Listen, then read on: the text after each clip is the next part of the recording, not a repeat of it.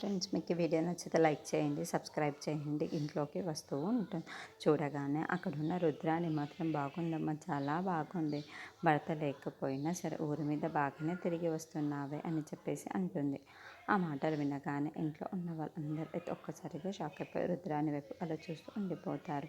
ఇంతలో అక్కడున్న రుద్రాని నేనేం తప్పుగా అనటం లేదు. రేపు పొద్దున్న బయట ఉన్న అందరికీ ఇదంతా రాజు లేదని తెలిస్తే కావ్యనే కదా ఇలాంటి మాటలే అంటారు. ఇప్పుడు కావ్య దర్జాగా బయటికి తిరిగి వస్తే అంటూ ఉంటుంది. ఆ మాటలకి వినగానే అక్కడున్న కావ్య మాత్రం మౌనంగా అలా చూస్తూ ఉండిపోతుంది. ఇంతలో అక్కడున్న స్వప్న మాత్రం, అంటే రాజు లేడని మా చెల్లిని ఇంట్లో కూర్చొని బాధపడమంటారా ఏంటి అని చెప్పేసి అడుగుతూ ఉంటుంది. ఆ మాటలు వినగానే అక్కడున్న రుద్రాని మాత్రం, స్వప్న నువ్వు కొంచెం నోరు మూసుకొని ఉంటే చాలా బాగుంటుంది అని చెప్పేసి అంటుంది.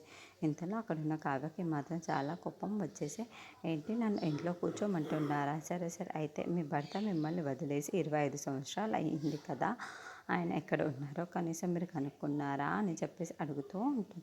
ఆ మాటలు వినగానే అక్కడున్న రుద్రానికి చాలా కోపం వచ్చేసి, కావ్య నువ్వేం మాట్లాడుతున్నావు అని చెప్పేసి అడుగుతూ ఉంటుంది. ఇంతలో అక్కడున్న కావ్య మాత్రం, ఓహో, నేను ఒక్క ప్రశ్న అడగగానే మీకు ఇంత కోపం వచ్చేసింది కదా, ఉన్న నా భర్తని లేడు అంటున్నావు కదా, నాకు ఎంత బాధ అనిపిస్తుందో. నేను నా కళ్ళారా నా భర్తని చూశాను. నా భర్త ఉన్నాడన్న నమ్మకం మీదే నేను ఇలా బయటికి వెళ్ళి ఆయన ఎక్కడ ఉన్నారా అని వెతుకుతున్నాను. కానీ మీరు మాత్రం ఇప్పుడు నా క్వశ్చన్స్ అడిగి నాకు బాధ పెడుతున్నారు. ఊర్లో ఉన్న వాళ్ళందరూ ఎలా అంటారు, ఇలా అంటారు అంత ఉంటున్నారే తప్ప నేను ఎంత బాధపడుతున్నానో మీకు అర్థం కావటం లేదు అని చెప్పేసి బాధపడుతూ అంటూ ఉంటుంది. ఆ మాటలు వినగానే అక్కడున్న రుద్రాని మాత్రం చాలా కోపంగా కావ్య వైపు అలా చూస్తూ ఉంటుంది. ఇక్కడ నుండి నాకు ప్రశ్నలు వేయడం కాదు, ముందు మీ గురించి మీరు ఆలోచించండి.